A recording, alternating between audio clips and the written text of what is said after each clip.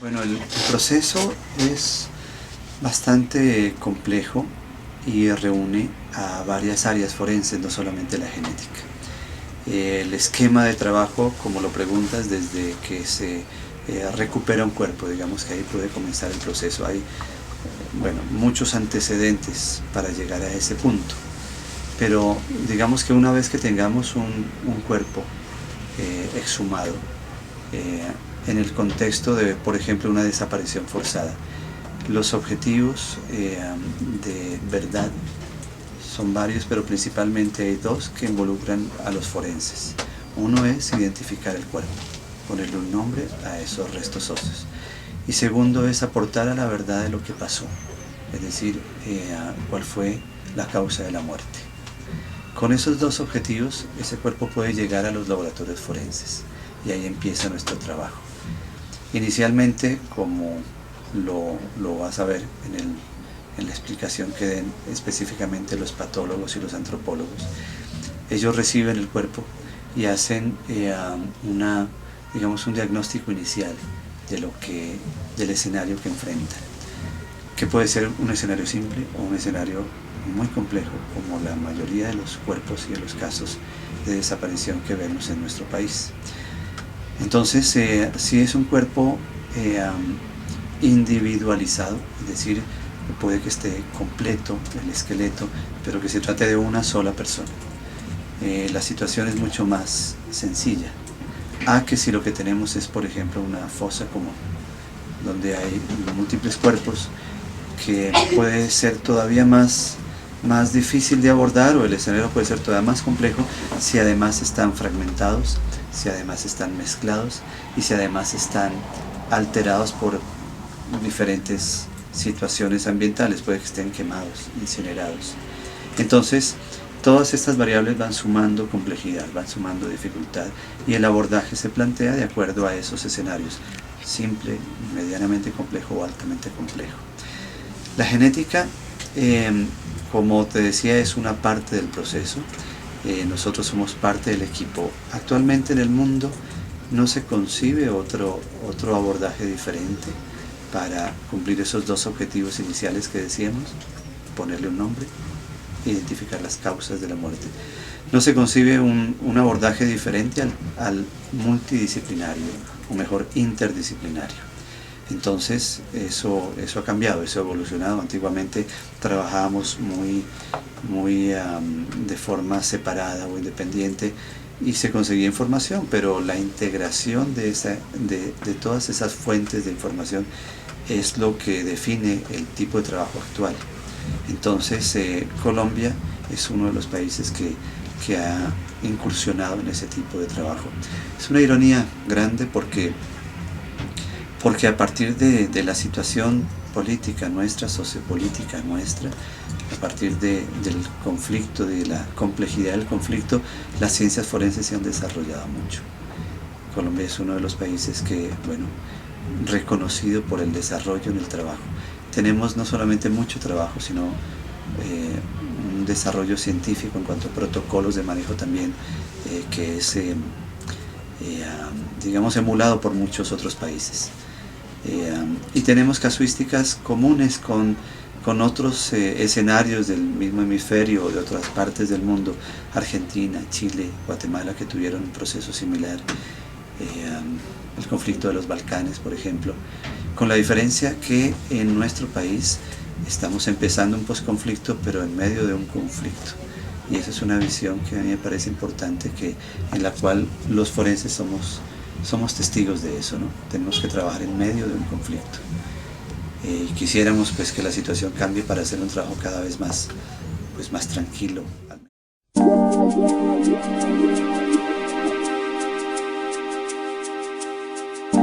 Yo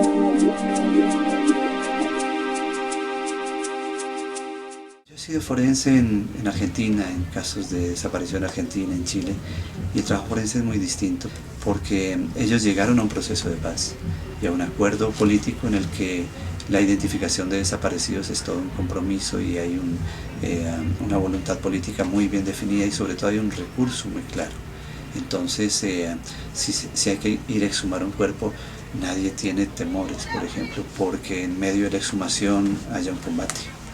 Eso lo hemos vivido, digamos que nuestra área no tanto porque depende más del laboratorio, pero los que trabajan más directamente en campo, en exhumaciones, en muchas ocasiones para exhumar un cuerpo tenían que tener un anillo de seguridad y era posible y frecuente que el trabajo no pudiera terminarse porque las condiciones de seguridad no eran adecuadas. Eso nomás muestra cuál es la diferencia que podemos estar compartiendo, por ejemplo, con un país como México, en donde también se trabaja en medio de un conflicto. Entonces, por eso pienso yo que es muy importante que esto cambie, que las condiciones se mejoren para el trabajo. Pero aún así, en medio de los acuerdos que se han establecido en La Habana, muchas instituciones y particularmente Medicina Legal está siendo cada vez más protagonista, está asumiendo una serie de responsabilidades que se le han asignado para cumplir con esos objetivos que decíamos al principio. Y allí pues estamos desarrollando una labor cada vez más de mayor impacto, yo creo, en la que trabajamos con los recursos que tenemos y seguramente, eso está muy claro, vamos a necesitar muchos más recursos para hacerlo, digamos, de la forma más dimensionada posible, porque la dimensión del problema es otra particularidad del conflicto colombiano, la dimensión del problema.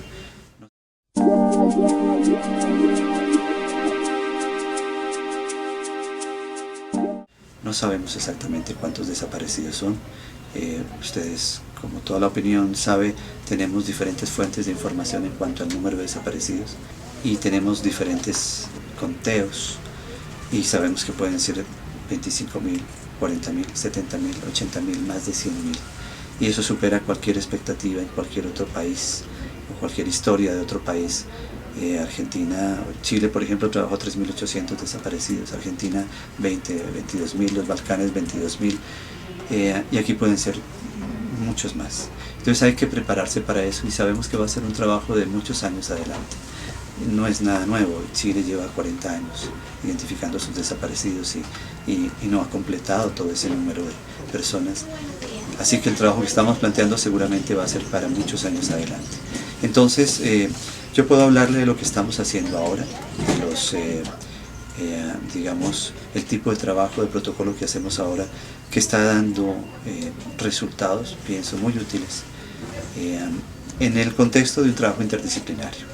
Entonces, particularmente, pues, podríamos decir que tenemos desde la genética también dos escenarios: el escenario de un cuerpo individualizado y orientado en su identidad, donde hay una hipótesis de identidad. Quiero decir que por la investigación que se ha hecho alrededor del caso, que conllevó por ejemplo una exhumación, se tiene idea de que ese cuerpo puede corresponder a una persona, a Juan. Entonces tenemos la familia de Juan, los familiares de Juan el desaparecido. Entonces el objetivo es demostrar si la hipótesis es correcta, si este cuerpo sí puede ser Juan. Entonces lo que hacemos es obtener ADN, ya en el trabajo nuestro, obtener ADN.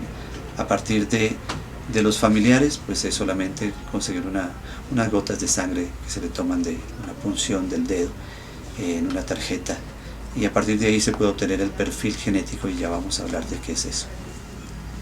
Igual de los restos óseos, afortunadamente los tejidos duros del cuerpo, los tejidos calcificados, huesos y dientes, pueden guardar el ADN protegido durante muchos años. Eso no es como en la televisión, ¿no? Es decir, si ustedes ven los programas forenses, Bones o CSI, ustedes ven pues que tienen todos los escenarios ideales. La realidad forense y la realidad forense latinoamericana y colombiana es muy diferente, ¿no? Tenemos unos casos de muy alto nivel de complejidad. Entonces es un reto obtener ADN de los huesos, pero en más de un 90% de los casos se obtiene. Es decir, las técnicas que tenemos implementadas en Colombia en diferentes instituciones, Medicina Legal, el CTI, la DIJÍN, que son las tres instituciones que trabajamos en este proceso, pues son de última generación, no tienen, pienso yo, nada que envidiarle a la mayoría de laboratorios del mundo desarrollado. Así que tenemos la tecnología para hacerlo y los resultados son buenos. En la mayoría de los casos obtenemos resultados. Aún así hay un grupo de casos, digamos un 10 a un 20%, en donde la complejidad es muy grande porque son fragmentados, vienen de suelos colombianos que pueden ser inhumados en suelos colombianos que pueden ser muy ácidos, por ejemplo, y eso es un factor en contra de la calidad o la preservación del ADN en los huesos. Varía de país en país, es bien curioso, varía del tipo de suelos. Entonces los resultados colombianos son muy, yo pensaría, muy propios, muy originales, porque estos factores ambientales son propios de los suelos nuestros, porque cuando tenemos un caso así, es necesario, pues hacemos un primer procedimiento en laboratorio y los resultados son muy escasos. Entonces significa volver a las piezas óseas y reprocesar las muestras para obtener de allí más cantidad de hueso, más cantidad de restos celulares y por consiguiente esperamos más cantidad de ADN.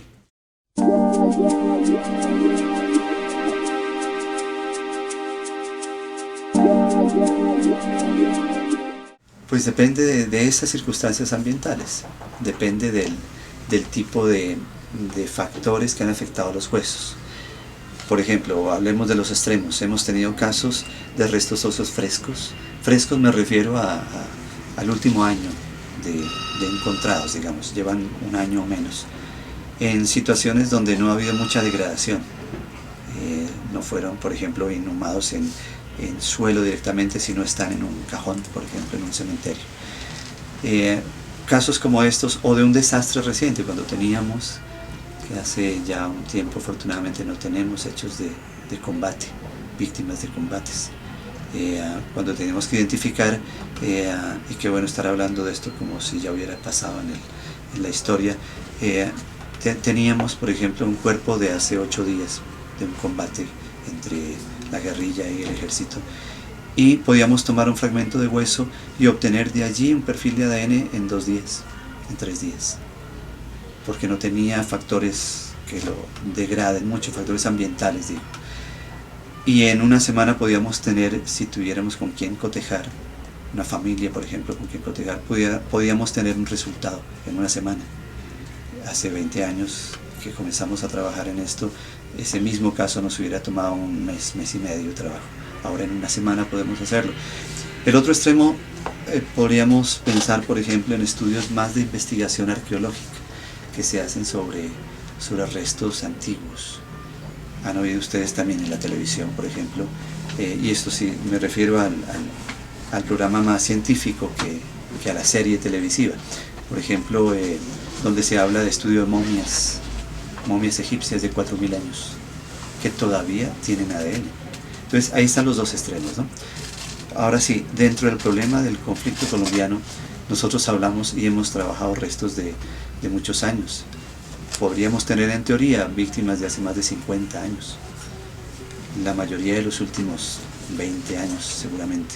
Entonces lo que más hacemos es trabajar huesos o restos óseos de 5 a 20 años más o menos, es como lo que más trabajamos. Entonces ahí podemos encontrar de todos los tipos de preservación, digamos, algunas piezas que son menos afectadas por condiciones ambientales, otras muy afectadas, por ejemplo, restos de algún evento en donde hubo un incendio, por ejemplo, donde se incineraron voluntariamente, intencionalmente los cuerpos, pues ya son cuerpos mucho más difíciles. Entonces la variabilidad de factores es lo que determina esa respuesta. Entonces pueden tomar unos días o pueden tomar miles de años. En el contexto nuestro, más o menos meses o años pueden ser, digamos, el tiempo en que están inhumados esos restos, y esa sería la antigüedad. Entonces pueden conservarse muy bien el ADN dentro de algunas piezas, o puede que esté muy degradado, muy descompuesto. El ADN es como un hilo, ¿no? La molécula tiene forma de hilo doble. Esa figura ya es muy universal, muy popular, aparece en televisión 20 veces al día, la escalera en Caracol. Bueno, eso, el hilo sacado de una célula viva, por ejemplo de mi mano, ¿no? Si yo lograra abrir el núcleo de la célula y sacarlo de allí, ese hilo podría tener una extensión de 1 metro aproximadamente, ¿no? En teoría se sabe que puede ser así. Ese metro de ADN sería el ADN íntegro. Lo que vemos en un hueso nunca es eso. Es como si los factores ambientales actuaran como tijeras moleculares y cortaran el hilo en pedacitos. Mientras más pequeños son los pedacitos, más difícil es obtener ADN. Entonces trabajamos con restos degradados, ADN degradado, es decir, partido en pedazos.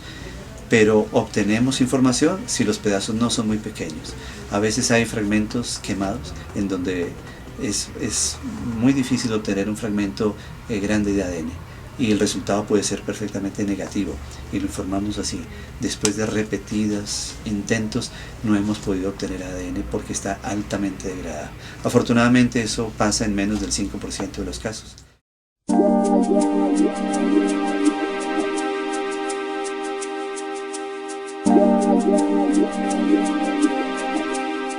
Lo que tenemos son familiares, entonces es un cotejo indirecto, ya no es directamente contra el ADN de Juan, sino contra el ADN de sus familiares.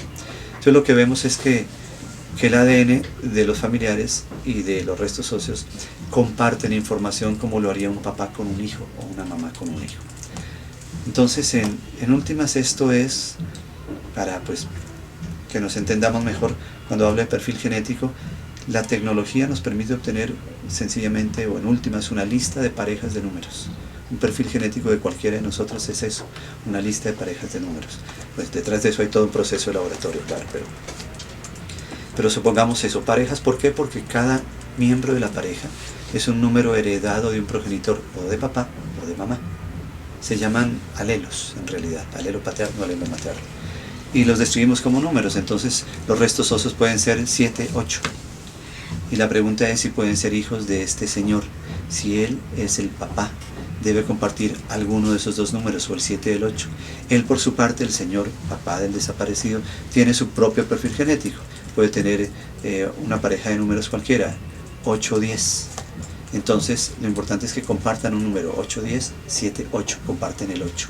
Entonces, él sí podría ser el padre. Aunque ese es un primer análisis, en realidad se analizan 15, 20, 30 parejas de números actualmente con la tecnología que tenemos, lo cual da una información muy contundente de que sí sean los restos óseos. Que esos perfiles genéticos de esos restos óseos y de muchos restos óseos, para el momento tenemos ya casi 4.000 perfiles de restos óseos en condición de no identificados dentro del banco de perfiles genéticos de Colombia, de desaparecidos. Hay cerca de 4.000. Y también tenemos cerca de 30.000 familiares de desaparecidos, ya perfilados, que hacen parte del banco. Se procesa, se obtiene el perfil y los laboratorios de una red de laboratorios que son básicamente los laboratorios de medicina legal en Bogotá, en Medellín, en Cali, y principalmente un laboratorio que se creó ya hace 5 años en Villavicencio, que es especializado exclusivamente en análisis de restos óseos. No hace otra cosa que procesos de identificación de desaparecidos con la más alta tecnología que tenemos. Es un laboratorio automatizado en muchos de esos procesos, robotizado en muchos procesos. Entonces, si yo digo que el banco genético de desaparecidos permite identificar personas como lo haría los bancos genéticos o las bases de datos que aparecen en el CSI, pues la gente puede creer que con dar la muestra hoy, mañana ya va a aparecer, o hoy mismo va a aparecer su desaparecido. Y eso sería generar una frustración muy grande en la comunidad de víctimas. Entonces es necesario que se sepa que el banco genético es una muy buena herramienta, de las mejores herramientas en el mundo, no solamente aquí, no es un invento colombiano ni mucho menos. Desafortunadamente eso no lo podemos hacer en Colombia, por lo que hablábamos antes, porque estamos en medio de un conflicto y hay mucho temor, hay mucho miedo de los familiares a dar esa muestra. Y ya ha pasado que familiares que dan su muestra en el banco de perfiles después son señalados, y en algunos casos que hemos sabido los han matado por esta razón. Entonces, hasta que este país cambie no podemos hacer una campaña pública y les pedimos el favor a los medios de que nos ayuden a ser muy reservados en ese tipo de invitación. Es necesario que la gente se contacte y estamos buscando la forma más privada y más segura para que los familiares accedan al banco, porque todavía hay muchos riesgos para hacerlo públicamente.